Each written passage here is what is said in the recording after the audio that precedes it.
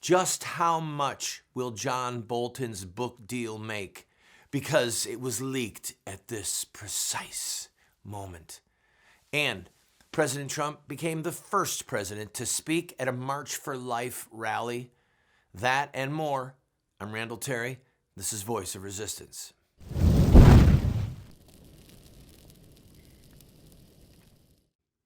The coronavirus. No, it's not named after a Mexican beer. What we know is that the officials of China are terrified. They have locked down, as of this recording, nearly 60 million people in various cities, cut off all transportation. The United States is now saying, don't go to China. And the death rate, the percentage of people getting it and then dying, is astronomically high by standards of the flu. Over the weekend, the number was hovering around 3%. Where it's going to peak out or where it's going to drop to, I don't know. But it's serious. It really is serious. I'm not going to spend any more time than that on this program dealing with it. We'll come back to it as the weeks unfold. But one thing, a word to the wise, it's always good to have a plan. If there was an outbreak of any deadly disease in your community, it would certainly be good to have a couple weeks worth of food in the house. Or if the government was asking people to just not go out, you've got to eat. Enough said. All right. John Bolton's got to eat, right? He left the White House, needed a job. He was offered a book deal. And now, the one page from the book where President Trump allegedly said to John Bolton, I want to withhold aid from Ukraine. That's what's being discussed, debated. People are flipping out. Maybe John Bolton's got the goods to take out the president. You know, let's just run right at this. If the president says, I want to withhold aid from Ukraine, okay, that could be like saying, I want to drop an anvil on that guy's foot. It doesn't mean that he instructed anyone, but I'll go a step further.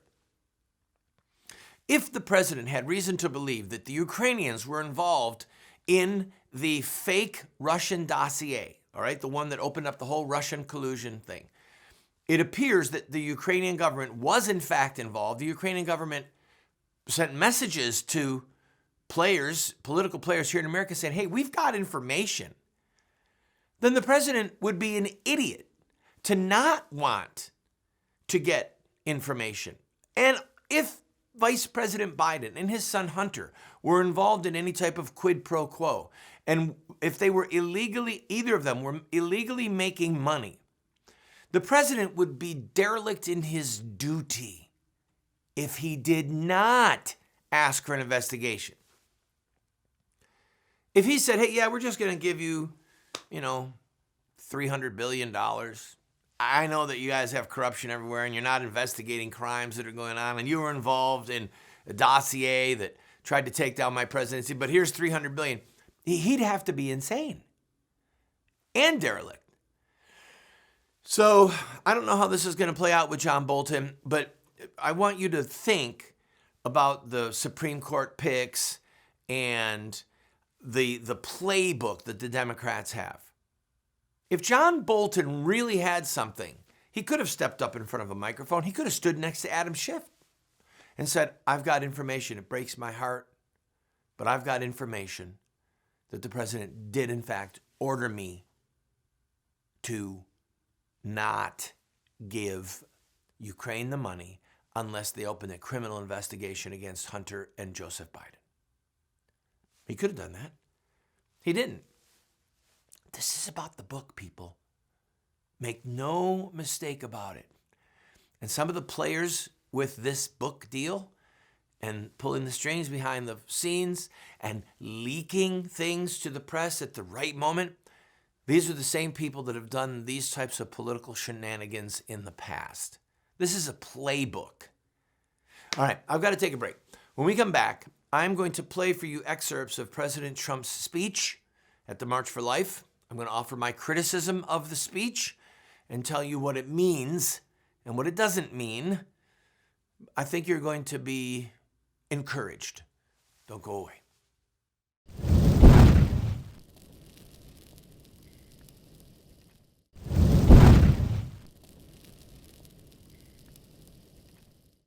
Friend, Most of you know that I have been a pro-life leader for almost my entire adult life. I've been fighting against child killing. I have been sent to jail dozens of times. I've spent over a year of my life locked up for peaceful protest against child killing. It's my mission, it's my duty before God to help bring an end to this Holocaust in America.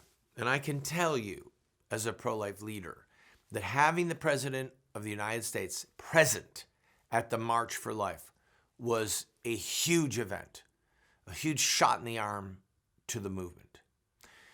The problem with the President's speech is what he didn't say. There were some great things that he said. There's some things that he left out. But I want to say for the record, I'd rather that he was there saying what he said than not there. So we are going to do something for you that most networks have not done. I promise you, 99 out of 100 people watching this program right now all over the country have not actually seen and heard the President's speech because of the obsession with the impeachment trial. And so, in the next two segments, just a little over 10 minutes, we're going to play for you the President's speech at the March for Life. Let us begin. Well, thank you very much, and thank you, Jeannie.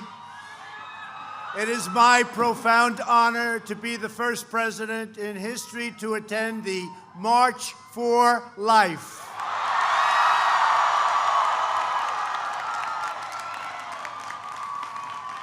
We're here for a very simple reason: to defend the right of every child, born and unborn, to fulfill their God-given potential.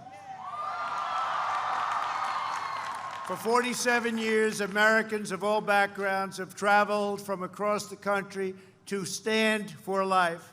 And today, as President of the United States, I am truly proud to stand with you.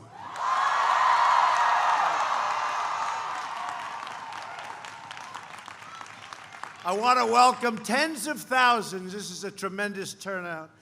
Tens of thousands of high school and college students who took long bus rides to be here in our nation's capital. And to make you feel even better, there are tens of thousands of people outside that we passed on the way in. If anybody would like to give up their spot, we can work that out. You have a tremendous group of people outside, thousands and thousands wanting to get in. This is some great success. Young people are the heart of the March for Life, and it's your generation that is making America the pro-family, pro-life nation. The life movement is led by strong women, amazing faith leaders, and brave students who carry on the legacy of pioneers before us who fought to raise the conscience of our nation and uphold the rights of our citizens. You embrace mothers with care and compassion. You are powered by prayer and motivated by pure, unselfish love. You're grateful, and we are so grateful. These are incredible people. All of us here today understand an eternal truth. Every child is a precious and sacred gift from God.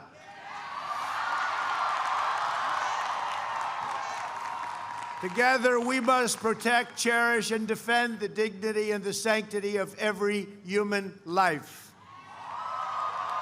When we see the image of a baby in the womb, we glimpse the majesty of God's creation.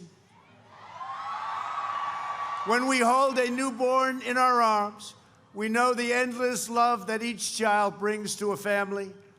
When we watch a child grow, we see the splendor that radiates from each human soul. One life changes the world. From my family, and I can tell you, I send love, and I send great, great love. And from the first day in office, I've taken a historic action to support America's families and to protect the unborn.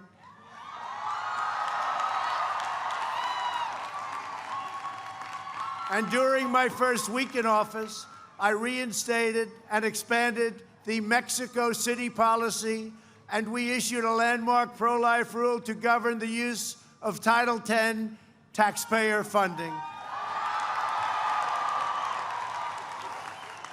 I notified Congress that I would veto any legislation that weakens pro-life policies or that encourages the destruction of human life.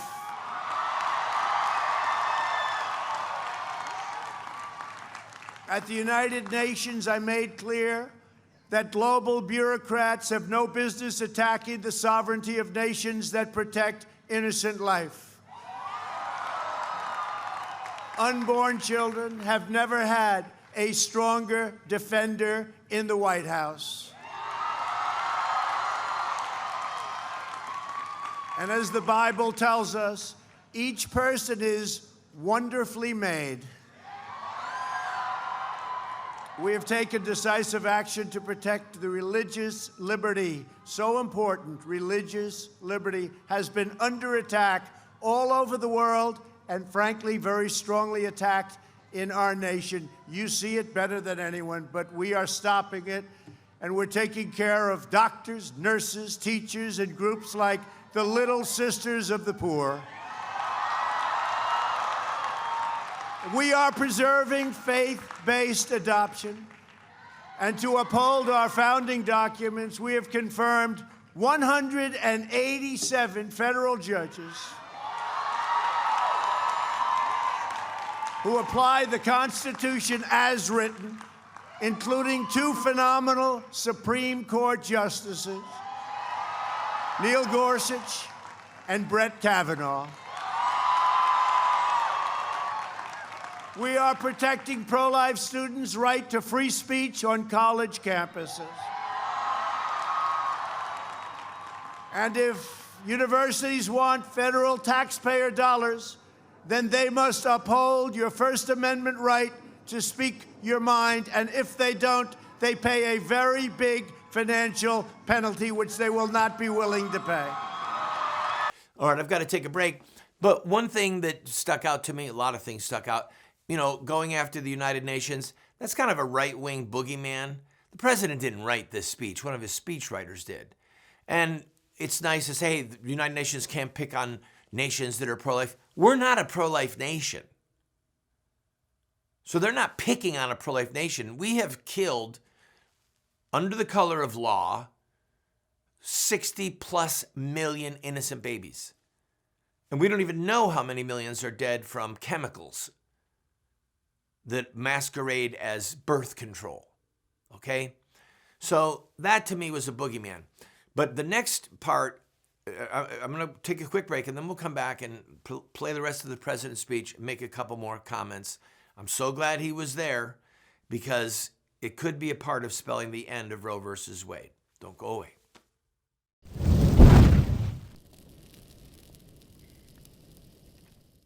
I also want to speak tonight directly to Muslims throughout the world. We respect your faith. Its teachings are good and peaceful.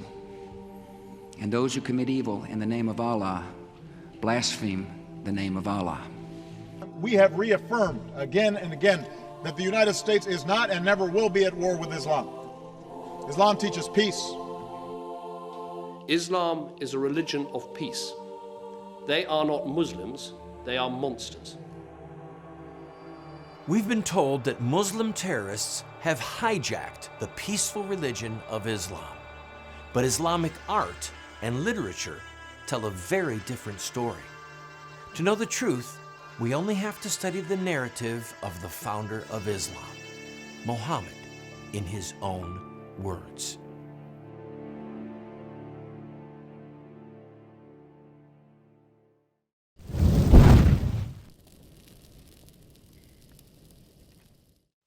I'm going to play the second half of President Trump's speech and then talk to you about the content.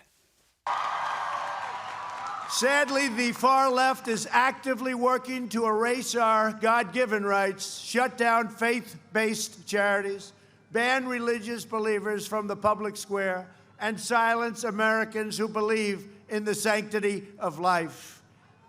They are coming after me because I am fighting for you, and we are fighting for those who have no voice, and we will win because we know how to win.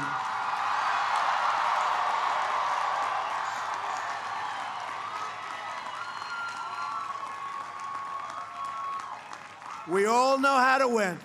We all know how to win. You've been winning for a long time. You've been winning for a long time.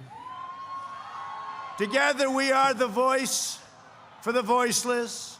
When it comes to abortion, Democrats, and you know this, you've seen what's happened, Democrats have embraced the most radical and extreme positions taken and seen in this country for years and decades, and you could even say for centuries. Nearly every top Democrat in Congress now supports taxpayer-funded abortion all the way up until the moment of birth. Last year, lawmakers in New York cheered with delight upon the passage of legislation that would allow a baby to be ripped from the mother's womb right up until delivery. Then we had the case of the Democrat governor in the state of Virginia, the Commonwealth of Virginia. And we love the Commonwealth of Virginia, but what is going on in Virginia?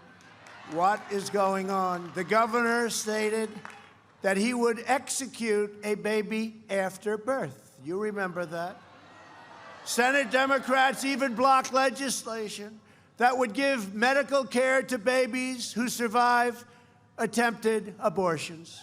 And that's why I've called on Congress, two of our great senators here, so many of our congressmen here, and called upon them to defend the dignity of life and to pass legislation prohibiting late-term abortion of children who can feel pain in their mother's womb.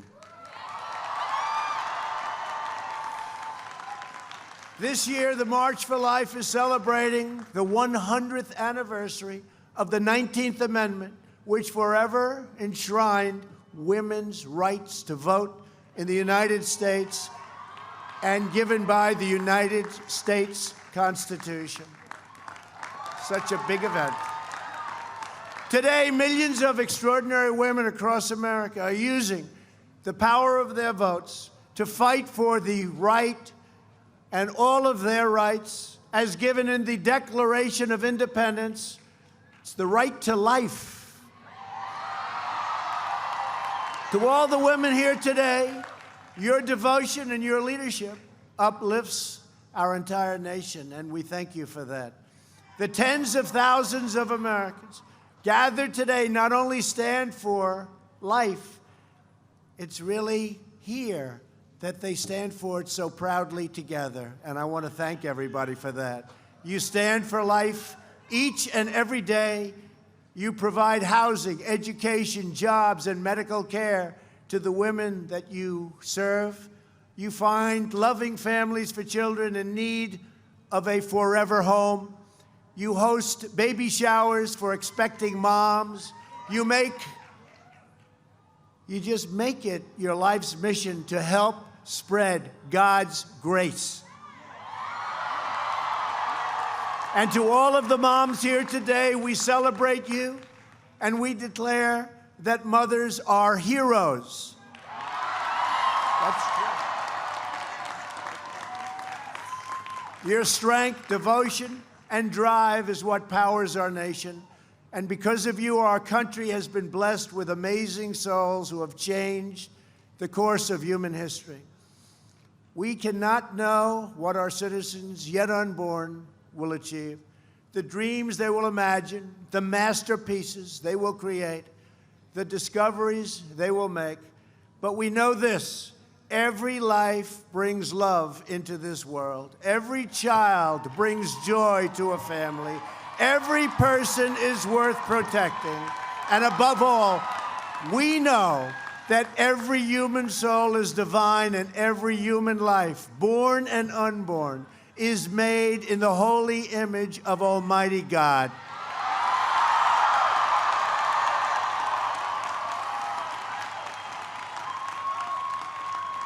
Together, we will defend this truth all across our magnificent land. We will set free the dreams of our people. And with determined hope, we look forward to all of the blessings that will come from the beauty, talent, purpose, nobility, and grace of every American child. I want to thank you. This is a very special moment. It's so great to represent you. I love you all. And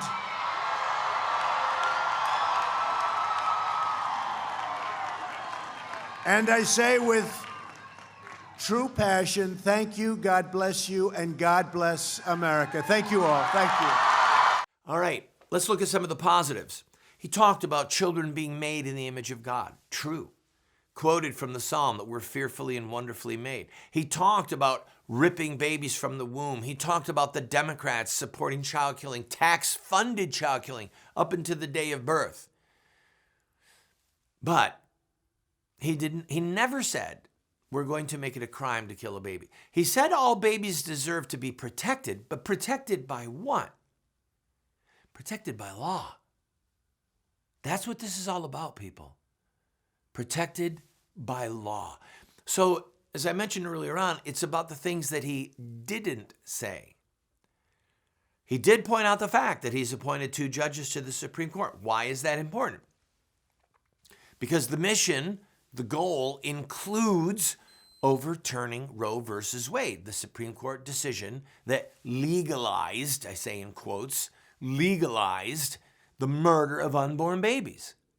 And the third, and perhaps the most important thing that I need to point out to you, is that when politicians, and President Trump included, make speeches and they focus on end of 3rd trimester abortion, partial birth abortion, putting a baby aside to die after it survived an abortion attempt in a late trimester, in the 3rd trimester. Ethically, or talking about we're going to make it against the law for the baby to be aborted if it feels pain. Well, what if the baby doesn't feel pain? What if you don't feel pain? What if you're sound asleep and someone shoots you in the head? You didn't feel any pain. What if someone just gives you a little drug so that you don't feel any pain and then they take a chainsaw to you or something? They rip you apart limb from limb like they do with babies at 12 weeks. See, these are things that try to provoke us emotionally, but ethically, morally, there's no difference killing a baby at 7 months or 8 months or 7 weeks or 8 weeks. Either each human being is made in the image of God and is unique from the point of conception, or it's not.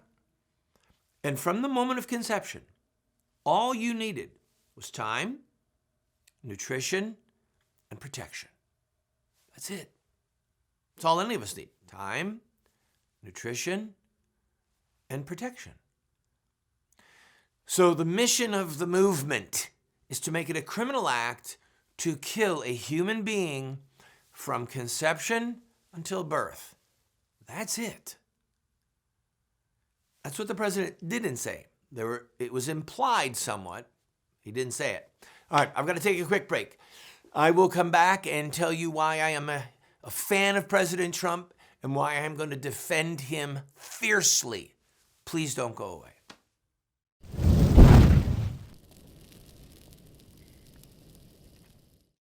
What Would Mohammed Do? Islamic Terrorism Explained is the best movie series documentary ever produced on the life of Muhammad and Islam.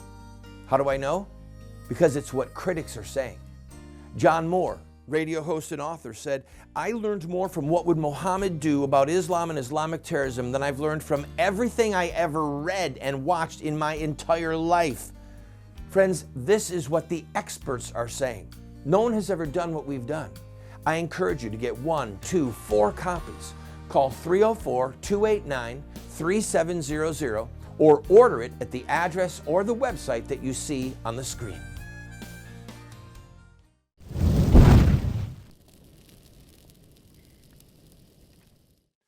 The parable of the Good Samaritan, told by our Lord Jesus, focuses on a man who was a heretic and a hero. The priest and the Levite, they walked by on the other side, but the heretic, the Samaritan, saved the man's life. That is why I am going to continue to defend President Trump, because he made good on his promise to put judges on the Supreme Court from that list who are vetted to overturn Roe versus Wade. And that's the mission, people. The most critical thing facing this country is murder, the murder of children, and our duty to stop it. President Trump is on that path, and I'm going to defend him.